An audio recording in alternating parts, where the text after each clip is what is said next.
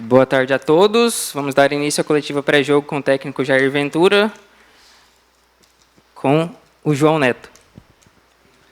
Boa tarde, Jair. João Neto, da Rádio Band News. Jogo contra um time da parte de baixo da tabela, né? A facilidade pode vir. Eu acho que vai ser um jogo difícil, como um contra o líder, por exemplo. Foi contra o Vitória. Boa tarde. Mais um grande desafio. Não acredito em facilidade em nenhum momento. O Avaí tem os seus objetivos dentro da competição, que é sair da parte lá de baixo, ter uma boa equipe. Então a gente acredita mais um jogo muito equilibrado, como vem sendo todos os jogos, não só da Série B, mas os nossos últimos também. Todos os jogos foram bem difíceis. Os que a gente ganhou, os que a gente não ganhou, os que a gente empatou, todos eles tivemos dificuldade. A gente espera mais um jogo muito difícil, o adversário jogando na sua casa, mas que a gente possa manter essa sequência que a gente está de invencibilidade. São 4 jogos, 3 jogos sem tomar gol, que a gente possa continuar essa crescente para a gente alcançar o nosso objetivo, que é o acesso. Humberto Castro, PUC TV. Quando você olha na tabela de classificação, e desde o início da Série B vem acontecendo, diferente da Série A, não há um time disparado na ponta, sempre estão próximos, até o Novo Horizontino já ganhou ali, subiu um pouquinho. Isso te dá um argumento para falar com os jogadores, falar, a gente está distante, mas está todo mundo embolado, ainda dá. Como é que você vê essa questão da proximidade da tabela de classificação para motivar os jogadores? Certeza, você falou muito bem, está muito equilibrado esse campeonato, né? Acho que o Adson estava falando, que é o mais difícil que ele já disputou. E então, por estar nesse equilíbrio de jogo e de pontuação também, todos têm chance, né, praticamente. Todo mundo tem chance. Tá embolado lá embaixo, está embolado lá em cima. Então, aquela equipe que tiver mais regularidade nessa reta final vai estar muito mais próximo do seu objetivo. E a gente está vivíssimo, né? A gente está vivíssimo, já a distância de pontos já foi maior, hoje está menos. Lógico que com a vitória sobre o Vitória estaríamos mais próximos, mas quis a bola não entrar, né? Foi dos 6 jogos que eu fiz, foi o jogo que a gente mais finalizou, foram 15 finalizações, 64% de posse, mas o nosso adversário soube marcar muito bem.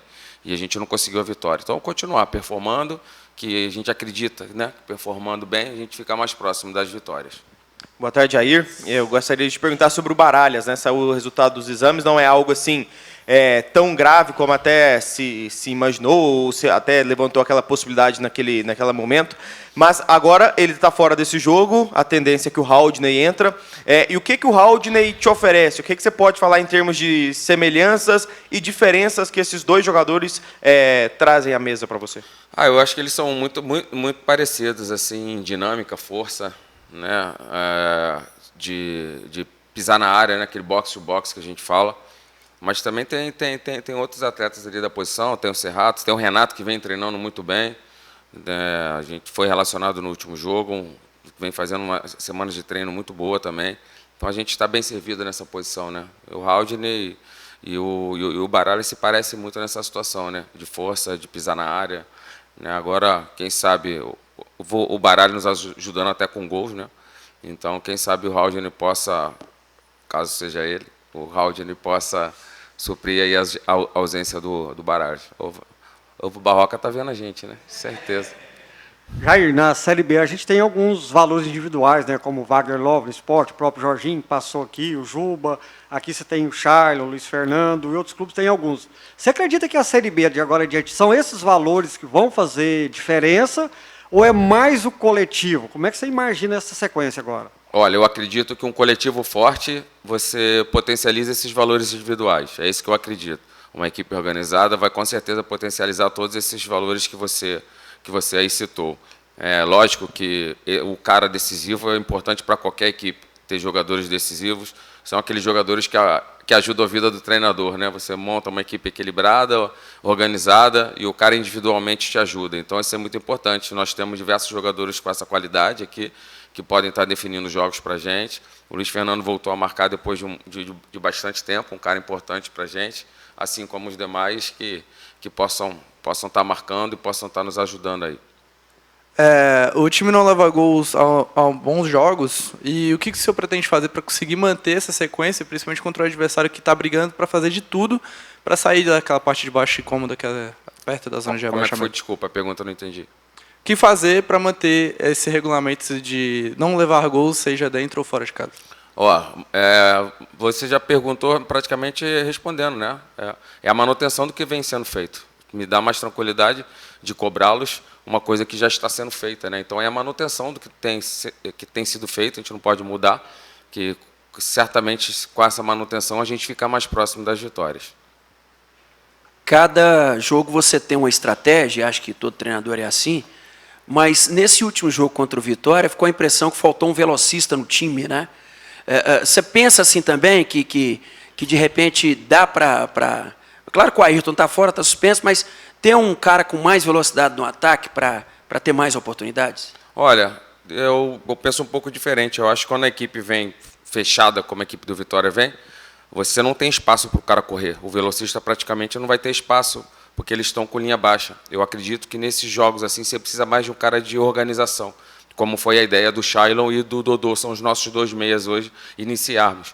Né? Mas se você tem uma equipe que está te atacando mais e deixando espaço para você correr, eu acredito que você precisa mais de velocistas.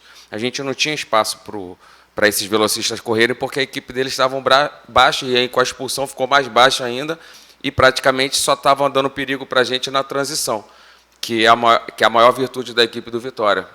Quase 50% dos gols deles são feitos em transição, já que eles marcam muito forte e saem em velocidade. Então, para você quebrar essa marcação forte que nós vimos, né, todos nós vimos, eu acredito mais em caras que pensem mais o jogo, que achem esses passes de quebra de linha do que própria velocidade. Jair, eu até perguntei isso para o Coutinho, que muito se fala que a partir da segunda metade da competição, enfrentar a equipe que luta contra o rebaixamento é até mais complicado do que enfrentar as equipes da parte de cima. Queria te perguntar o que você acha sobre isso, se você concorda, se você entende que um desafio contra um time que briga necessariamente para sair do Z4 é até mais complicado do que uma equipe que briga pelo G4. Eu acho tão complicado quanto. A dificuldade é a mesma, o equilíbrio é muito grande na competição, como a gente já falou aqui, né? Você não vê. Você vê muitos jogos equilibrados, diferenças de um gol, dificilmente você tem uma goleada, dificilmente você tem uma equipe que supera a outra assim. Então a gente sabe que vai ser muito difícil, como os jogos lá, como foram os jogos da Chape, que a equipe estavam lá embaixo, que nós vencemos, o próprio Londrina jogando fora de casa. Então mais um jogo difícil em que a gente possa continuar pontuando e vencendo fora de casa, que é o mais importante. Jair, geralmente a gente trabalha muito com a numeração de 65, 64 pontos pelo acesso, mas você tem batido muito na questão do equilíbrio, né, que é um fato dessa Série B. Você acredita que possa baixar essa pontuação para, sei lá, o terceiro ou quarto colocado obter o acesso? Verdade, eu acho que sim, porque está pelo equilíbrio, né, como a gente falou, que ninguém disparou, então de repente a pontuação vai ser menor. Não só lá em cima, como lá na parte de baixo da tabela também, né?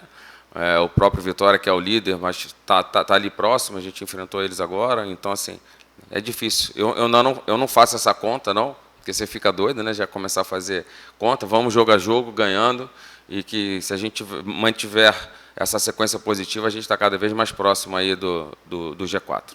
Última pergunta, nos enviada pelo Gustavo Ramos, da Band News. Boa tarde, Jair. Mais uma vez, você não vai ter a possibilidade de repetir a formação de um jogo para o outro, por conta até da ausência do Baralhas. Qual é a importância, ou o pior de tudo, não ter ele? Taticamente falando, quais os prejuízos para a sua equipe? Olha, é um jogador muito importante para a gente, como eu falei, aquele cara do box-to-box, faz gol, pisa na área, marca, né?